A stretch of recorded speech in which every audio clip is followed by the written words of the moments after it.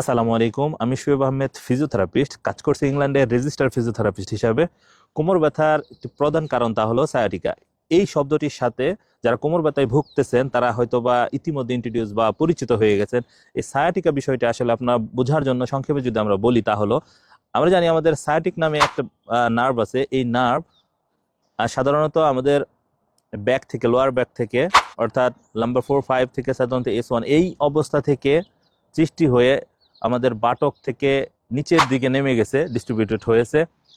কোনো কারণে যদি আমাদের ডিস্ক অর্থাৎ ইন্টারভার্টিব্রাল ডিস্ক ফেটে গিয়ে লিকেজ হয়ে যদি আমাদের এই সায়াটিক নার্ভের উপর প্রেশার বা চাপ দেয়, এই চাপ দেওয়ার কারণে এই নার্ভ এক ধরনের অ্যাবনর্মাল সেন্সেশন ক্রিয়েট করে। এই অ্যাবনর্মাল সেন্সেশন এটি অনেকে অনেকভাবেই বলে থাকে। কেউ বলে থাকে ঝিনঝিন, শিনশিন, টিংলিং, অথবা এক ধরনের পেইন যেটা আমাদের বাটক থেকে একেবারে পায়ের দিকে নিয়ে যায়।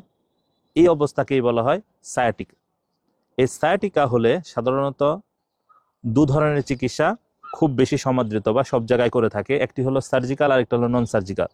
তবে এই আধুনিক চিকিৎসার যুগে এই সায়াটিক প্রবলেম খুব অল্প সময়ে, অর্থাৎ নন সার্জিক্যাল প্রসিডিওরে ফিজিওথেরাপির মাধ্যমে আপনি দ্রুত সময়ে সুস্থ হতে পারবেন। আর এটি জেনে রাখা ভালো, এটি একেবারেই আপনি পুরোপুরি সুস্থ হবেন। এই ক্ষেত্রে একটা সময় সার্জনদের কথায় রোগীরা ভয়ে থাকতো, আসলে এই সায়াটিকা হলেই মনে হয় সার্জারি করতে হবে, নন সার্জিক্যাল কোনো ট্রিটমেন্ট নাই বা থাকলেও ওগুলো ইফেক্টিভ না। কিন্তু আধুনিক চিকিৎসার সাথে সাথে, চিকিৎসার উন্নয়নের সাথে সাথে এই সায়াটিকা এখন খুব বেশি ভয়ের কারণ না। যদি আপনার একজন ভালো বিশেষজ্ঞ ফিজিওথেরাপির আন্ডারে থেকে 2 থেকে 3 সপ্তাহ যদি আপনি ফিজিওথেরাপি নিতে পারেন, তাহলে এই সায়াটিকা থেকে আপনি একেবারে পরিত্রাণ পেতে পারেন।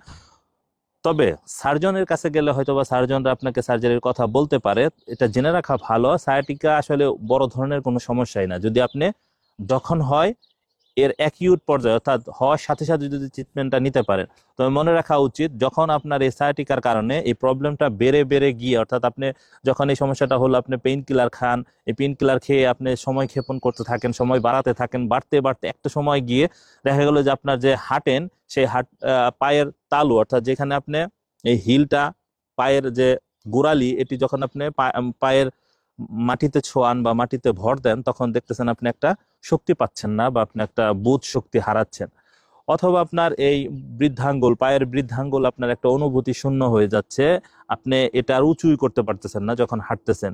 এটাকে আমরা বলি ফুট ড্রপ বা এই ধরনের সিমটম